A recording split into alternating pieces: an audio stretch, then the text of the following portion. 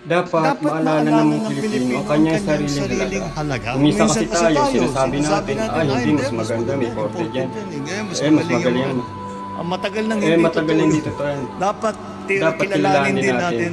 Kinikilala natin ang galing ng iba. Ang mga nasa nasa ibang bansa. Ngunit mahalaga rin, kilalanin ninyo ang halaga at galing at ang sipag at ang husay ng Pilipino.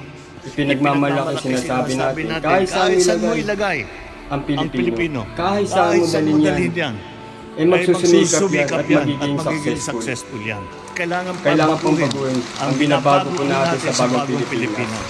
Praise and celebrate your Filipino heritage. Pass on this love for the Philippines to your children, to your grandchildren, to all generations that follow.